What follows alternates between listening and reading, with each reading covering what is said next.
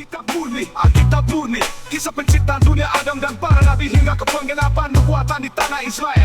Yesus Kristus dilahirkan sebagai penebus semua manusia yang berdosa. Ia disalibkan dan bangkit pada hari ketiga, naik ke surga dan akan datang kembali. Itu ajaran.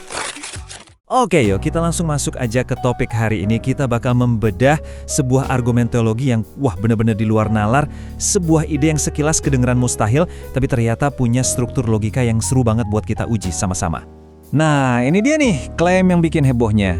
Jadi, ada sebuah alur pemikiran yang bilang kalau para penjahat dalam sebuah kisah besar itu sebenarnya peranannya penting banget buat keselamatan. Dan karena itu, mereka layak dapat pujian. Kedengarannya aneh banget kan? Tapi coba deh kita ikuti dulu alur pikirnya. Ini dia peta perjalanan kita. Kita mulai dari klaim awalnya, terus kita uji pakai beberapa perbandingan atau analogi, dan terakhir kita bongkar di mana letak kesalahan logikanya. Yuk kita mulai investigasinya. Oke, kita masuk bagian pertama. Inti argumennya tuh begini. Tanpa tindakan-tindakan jahat dari beberapa tokoh kunci, peristiwa paling penting dalam agama Kristen, yaitu penebusan dosa, nggak akan pernah kejadian. Menurut argumen ini, ya mereka-mereka inilah yang punya peran krusial. Mulai dari iblis yang menggoda, Yudas yang berkhianat, sampai Pilatus yang kasih hukuman. Semuanya itu dianggap sebagai mata rantai peristiwa yang emang harus terjadi. Dan yang bikin argumen ini kedengarannya meyakinkan, ya karena simple banget. Logikanya tuh kayak lurus aja, hampir kayak rumus matematika. Kalau tindakan jahat menghasilkan kebaikan yang luar biasa, berarti tindakan jahat itu sendiri punya jasa dong? Begitu kira-kira pemikirannya? Biar lebih kebayang, coba deh kita lihat visualisasi alur logikanya, biar kita tahu persis gimana argumen ini disusun. Nah, ini dia nih alur berpikirnya yang bermasalah. Langkah 1 menyebabkan langkah 2, langkah 2 menyebabkan langkah 3. Kesimpulannya, langkah pertama dianggap sebagai sesuatu yang positif atau berjasa. Kelihatan lurus kan? Tapi, tunggu dulu. Nah, disinilah investigasi kita yang sesungguhnya dimulai. Cara paling ampuh buat ngetes sebuah logika itu benar atau enggak, ya dengan coba menerapkannya di situasi yang beda. Kalau kesimpulannya jadi aneh, berarti ada yang salah. Yuk, kita coba bareng-bareng. Tes pertama kita pindah sebentar ke sebuah ritual dalam agama Islam. Kita akan pakai logika yang persis sama pada tradisi melempar jumroh. Coba kita lihat, apakah argumennya masih masuk akal? Buat Anda yang mungkin belum tahu, melempar jumrah ini adalah bagian yang sangat wajib dalam ibadah haji. Penting banget, saking pentingnya kalau ini nggak dilakuin, hajinya bisa dianggap nggak sempurna.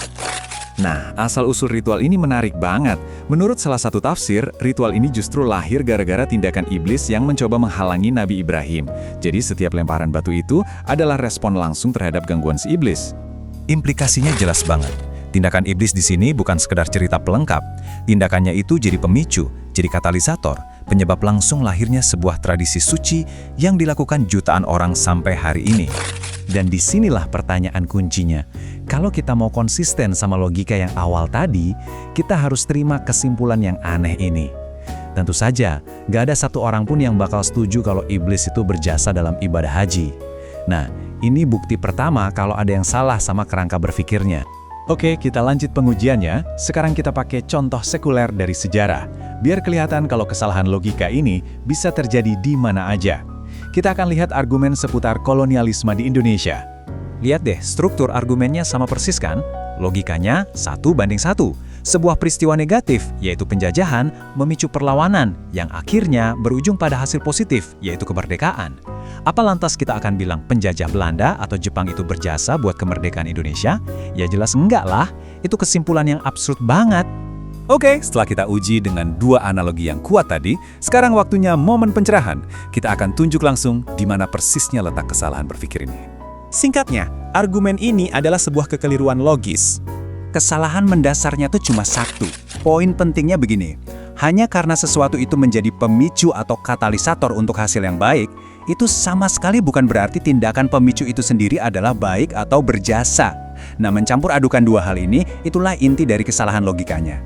Sekarang, yuk kita tarik kesimpulan besarnya. Pelajaran apa sih yang bisa kita petik dari studi kasus yang spesifik ini? Pada akhirnya, ini tuh bukan cuma soal membantah satu argumen teologi yang aneh. Pembahasan ini sebenarnya ngasih kita alat buat mengenali logika yang cacat di banyak area lain. Entah itu di politik, sejarah, atau bahkan obrolan kita sehari-hari. Nah, ini merangkum semuanya dengan baik. Sejarah itu rumit. kalau kita coba memaksakan sebuah kesimpulan logis matematis yang terlalu sederhana pada rangkaian peristiwa yang kompleks, ya seringnya kita malah bakal salah jalan. Dan kita tutup dengan pertanyaan ini, sebuah pemikiran untuk Anda bawa pulang. Mampu membedakan antara mana peristiwa yang memang harus terjadi dan mana tindakan yang benar-benar berjasa, itulah inti dari berpikir jernih dan kritis. Semoga pembahasan kali ini bermanfaat.